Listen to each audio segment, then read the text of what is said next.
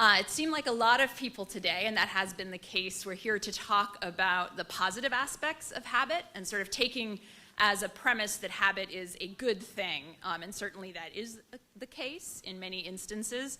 I was actually gratified to hear, though, that many of the speakers who preceded me did flag these instances of sort of too much engagement, right? So that's what I want to talk about today, this, as Nir said, the dark side of habit.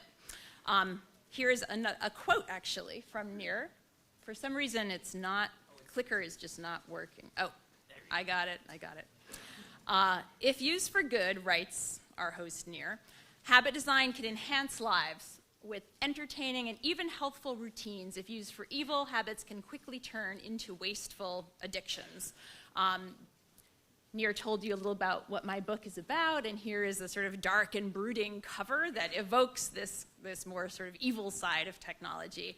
And this was based on, I spent years of research, starting with the research on interior design, then moving to the games, even looking at the seats, and then finally inside the machine to the algorithms. And I'm going to talk to you a little bit about that today. Slot machines are commonly misperceived by legislators, by the general public, and by journalists as being a light form of gambling. The reason that is that we think of cute little old ladies with blue hair playing these. We associate them with the retired. Also, we associate them with children because they really resemble youth arcade games. And they're easy to play. They also have relatively low stakes. We've been seeing this trend toward lower and lower stakes, which actually is linked to larger and larger revenue, but penny machines bring in the largest profits today. In fact, despite this seeming lightness, today's gambling machines are widely considered by researchers to be the most potent, if you will, form of gambling there is. And I thought I would put up it really is stuck. Can I just press on the machine, do you think? Do it the old way? No. Non-responsivity. While somebody is coming maybe to fix this, I will read aloud some of the things that slot machines have been called in the media. Crack cocaine of gambling is a big one, and every time a journalist calls, I can tell that they're trying to get me to say that. And if I don't give it to them, and I sort of play with them a little bit, and then they'll be like, is it like if you're thinking about marijuana, what would it be? And they really try to, it's the clicker that's not.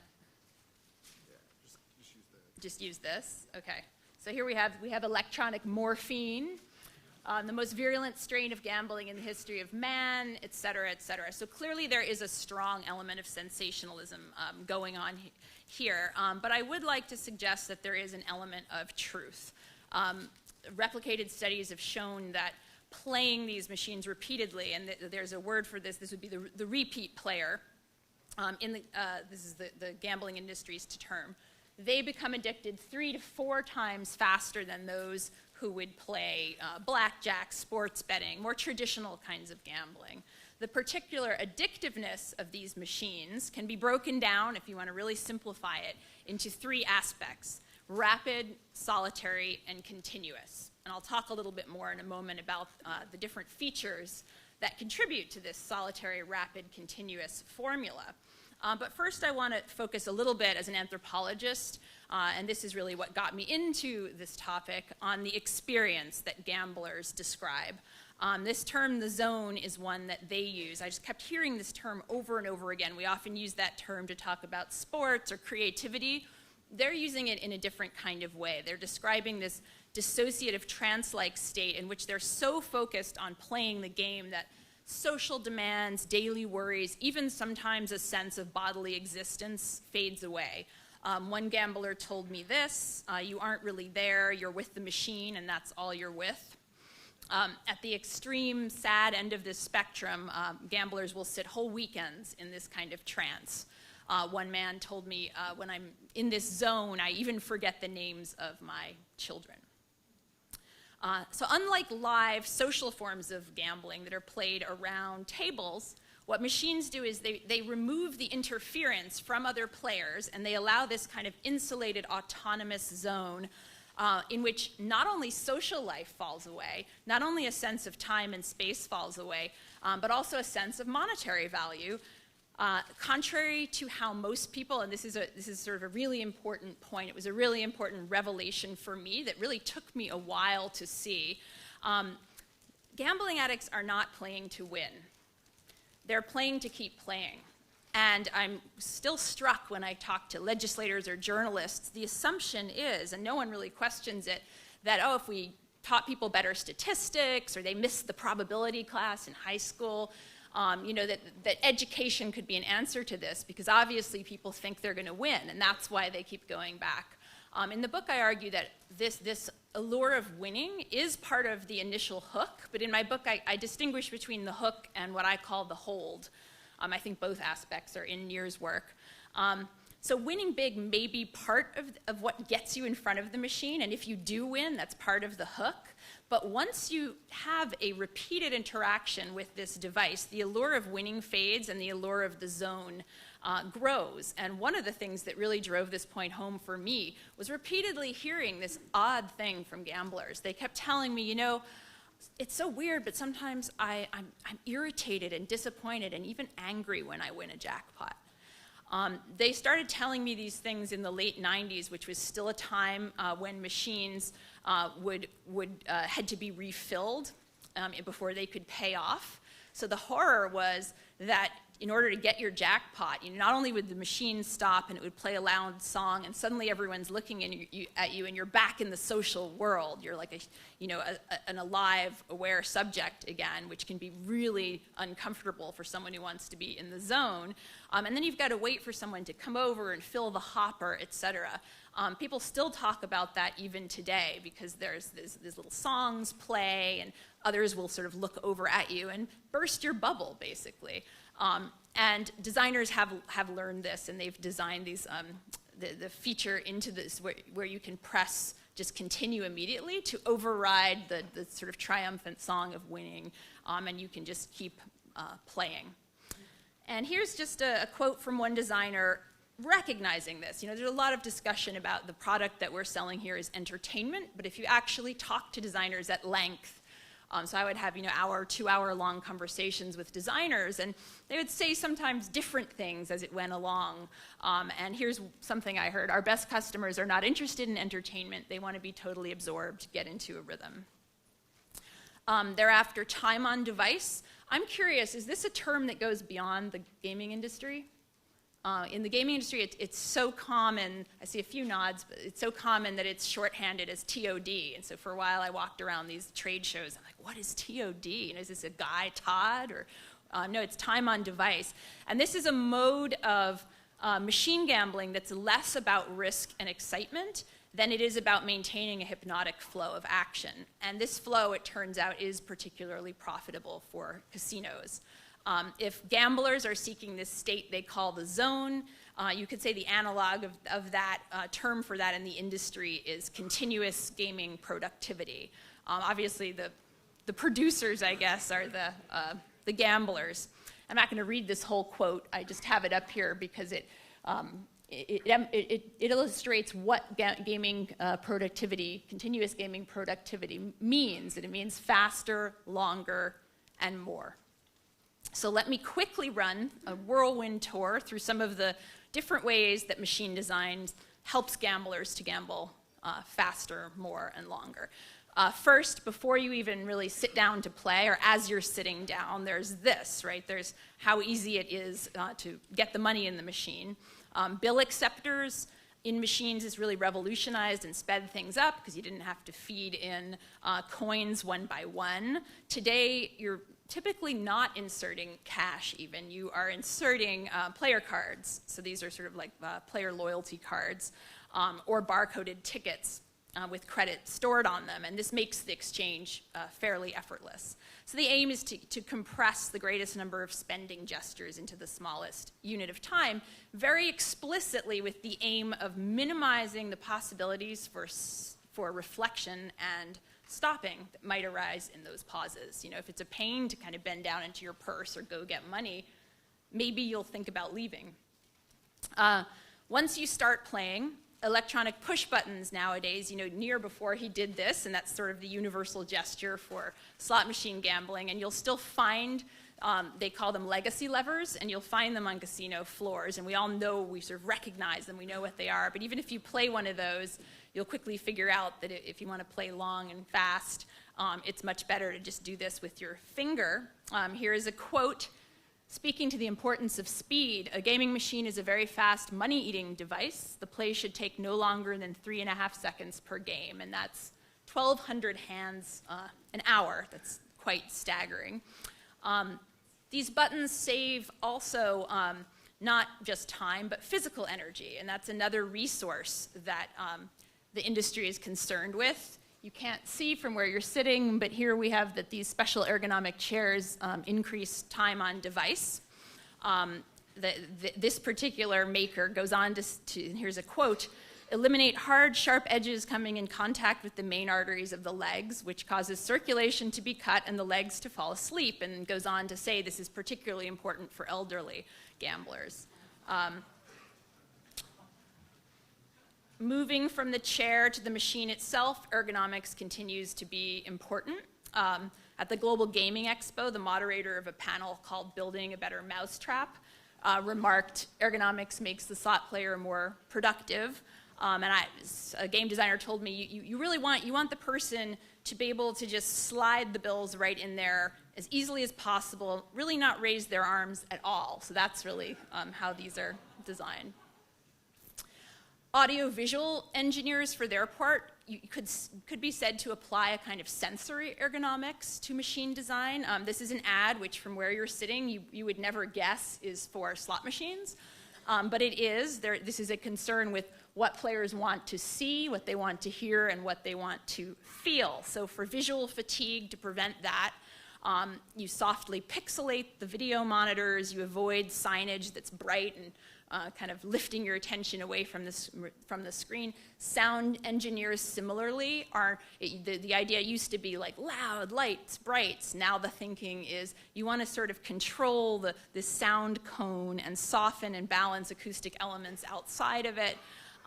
One maker, the head designer, decided that all sounds should be played in the universally pleasant key of C. Touch is another factor. Here, for instance, is touch screens that touch back. They're doing so through haptic actuators that are behind the screen, and they will touch back in a way that corresponds with the action that's taken. So it may be a pulse, it may be a buzz, it may be a zing. And you might think, wait, isn't that going to get people out of the zone? Isn't that like shocking them out of the zone? But actually, it's more like using music as a background to choreograph certain actions. It's using these haptics in the same way as a, quote, definitive transactional confirmation that creates a more intuitive and seamless experience. The most important innovations when it comes to keeping players playing are the ones that lie behind the screen. So all of this stuff I've been talking about is important to a point, but ultimately is fluff compared to what will make players stay. And this is what I heard over and over and over again. You can have a pretty machine, you can smell good, and some of them do have sense, but really the math is what will make them stay. And of course, behind the screen is a microprocessor working in concert with it has a random number generator working in concert with game algorithms that are computing the outcomes of the game. So by math, I don't really want to get into this too much here, but essentially for our purposes, and a few people have mentioned Skinner today, we can think in terms of a reinforcement schedule. So reward schedule, reinforcement schedule. This would be familiar language of behaviorist psychology. I'm not getting sound. Yeah. That's about right. Yeah. Oh. Okay. Yeah, maybe there is no sound. The reason I wanted to play this, and I can sort of skip to the end of it, is that this is a pretty rare footage from the 60s, and it's an interview with Skinner himself, and he's describing how you set up a Skinner box and how this intermittent variable ratio reinforcement schedule works. And at the end he says, and this is actually something that you can apply across species. It applies just as well to the human as to the pigeon. And then I was surprised as I was watching this to see this footage coming up. And people, people might say that it's sensationalist in the way that crack cocaine is, to say this is slot machines or casinos or Skinner boxes. But it turns out that when people didn't know what a Skinner box was, the metaphor of the slot machine was used, and people would say, oh, okay, I get a Skinner box. It's like a slot machine. So essentially, I argue what today's technologically sophisticated digital machines do is take this basic formula and intensify it in different ways. Certain payout schedules are designed for what's sometimes called action gambling, which appeals to jackpot players or play-to-win players. So these are people who are willing to weather a long dry spell because they're going for a big jackpot. They really are out to win. They have perseverance, and they don't care about small-end stuff. There are also payout schedules that are designed mathematically for what some call escape gambling. This appeals to time-on-device players, or, and this is an actual term in the industry, play-to-win-to-play players. And these people, as you might guess, are seeking time on device rather than large winnings, and they prefer games that are programmed to dispense constant little payouts, which are little reinforcements. These are sometimes called drip feed games, cherry dribblers, because they nibble slowly at your budget until it's gone, and if done well, you don't really notice the nibble. And you may even experience the nibble as a constant sort of steady win, as I'll show you in a moment, if I get sound. One of the things I show in the book is how over the last 2 decades, designers have moved more and more toward the escape gambling pole of game design. These are ironically, you think of gambling as being about risk, but these really have a low volatility index. They take your money slowly, and they give you this steady flow of small wins. There we go. This is just the kind of interaction and experience that can pull you into the zone. And before I give you a demonstration of this, a designer drew this graph for me, and he showed me, the smooth line there is really the direction that the industry is designing toward. And this has been enabled. It wasn't really possible in the days of your one-arm bandit non-digital machines. I'll explain that in a moment. But he basically said, you're going to end up at 0, but we're going to give you more time. We're going to make the ride more smooth. So this idea of smoothing the ride comes into play. The profit logic here is sometimes referred to as Costco gaming. And here's a quote: if you provide them with the right amount of time on device, they will stay and play. If you take it too quickly and they lose, you're going to leave. It used to be there wasn't even seats in front of these machines. You weren't supposed to stay at them. Take your money and get off, just like some of the websites used to be, right? And now it's more about retention. So you see this shift. So what does such a game look like? One example is this multi-line video slots that have become so popular today, and I want to kind of wrap up this discussion by taking a close look at how exactly are these games designed to promote time on device. Instead of restricting players to bet on the outcome of one row of symbols, as you see here, typical one-arm bandit, mechanical slot machine, the newer devices allow you to bet on multiple lines. This is easier sometimes to see by looking at the patent. These are all the lines on this game on which you can win. And here's what it looks like in color. So again, classic 1 line. Here you see a 3 line. Here you see a 5 line. And after this, you really can't do more until you go digital because of video, right? So this game features 5 reels, 4 rolls of symbol, and you have 50 lines on which to wager. And this is really not even up there with the 200 liners. So what is going on here? The appeal of these games is certainly not that they take more coins, or rather credit, but that you hit winning combinations with far greater frequency. Not necessarily because you want to win, but because it's just sort of smoothing your ride. It's the same. It's not spiky, the experience. It is a smooth experience. Playing a classic 1-line machine, you would either lose the entire bet Or you would multiply it exponentially, right? You put in 1, you lose it, or you get 3 or 5. This is totally radically different because it's actually dividing the bet. You get a portion of your bet back, okay? So you put in 40, you get back 20. Again, I'm going to show you right now how this works.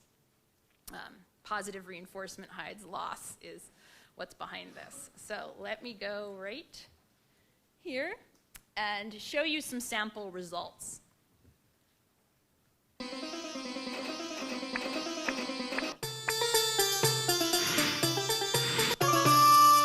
So that's a win. You're actually earning something on top of what you put in. Let's go here. That's a really straightforward loss, right? It's like, oh, everything's frozen up, no music, nothing.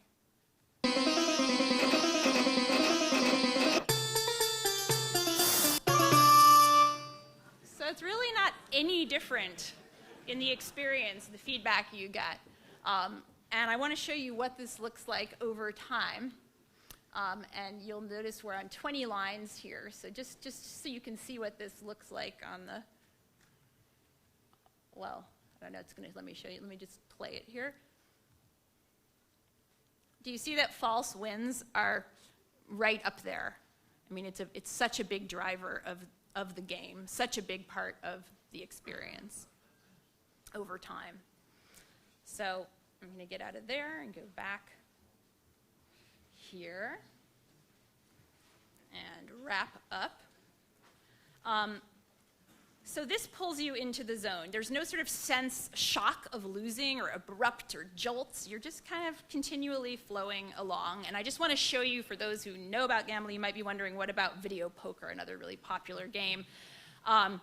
So here, this high hit frequency, low volatility formula isn't achieved by adding reels and lines. It's achieved by adding decks of cards. So here's triple play poker, 1998.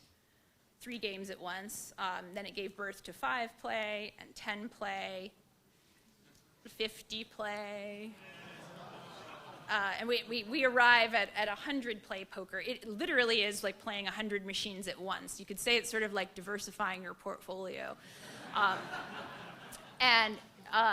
Basically, you choose your cards, and then they play out those that are highlighted in yellow are all the hands on which you won. So it's like, wow, I won a lot. But actually, you're steadily losing. They're just giving you more time to do it.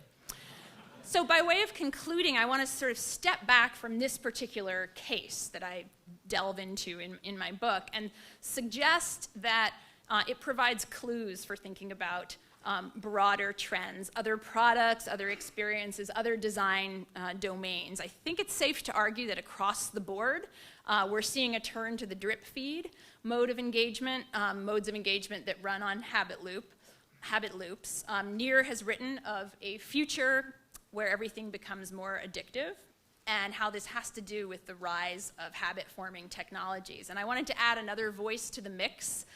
Here's some quotes. Some of you may have seen this piece by Alexis Madrigal in Atlantic Tech. And he attempted to apply my idea of the machine zone, which I should say is actually the gambling addict's idea. They're the experts in my book. Apply that to the hypnotic, time-sucking experience. The specific one he picks on here is Facebook photo clicking. So he says, what Facebook and slot machines share is the ability to provide fast feedback to simple actions. They deliver tiny rewards on an imperfectly predictable payout schedule.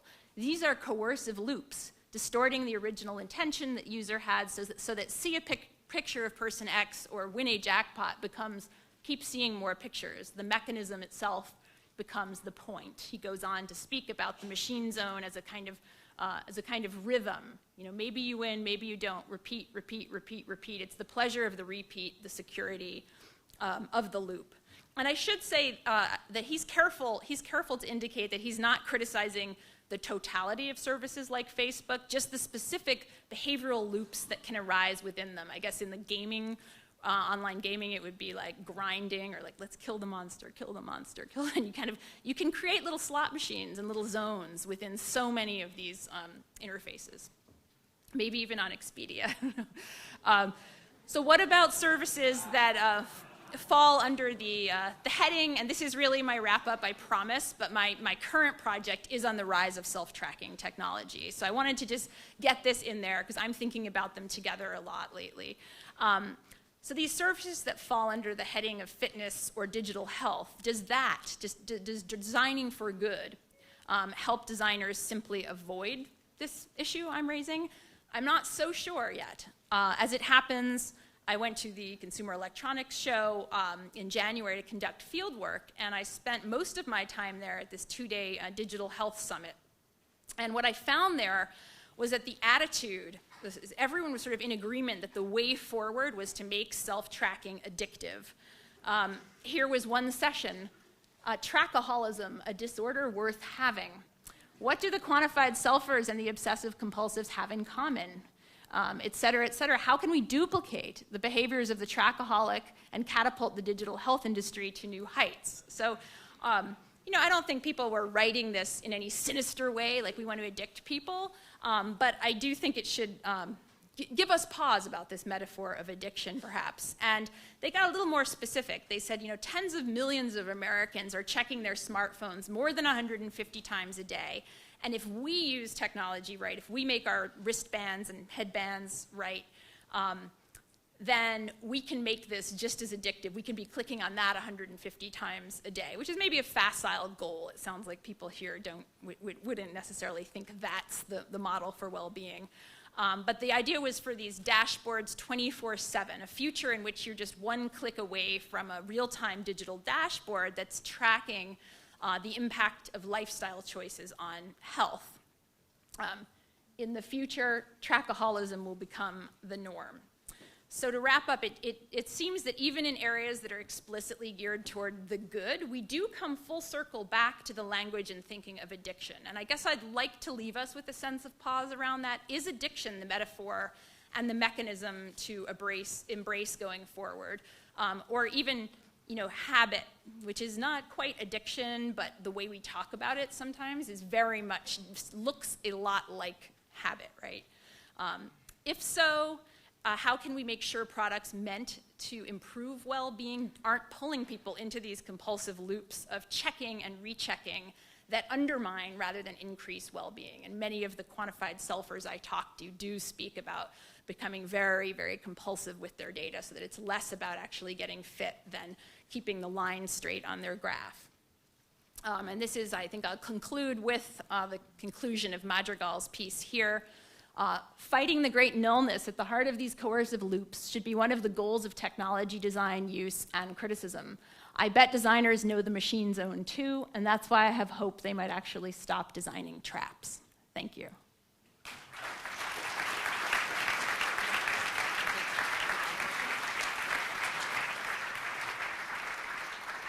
There's time for just one question. Yeah.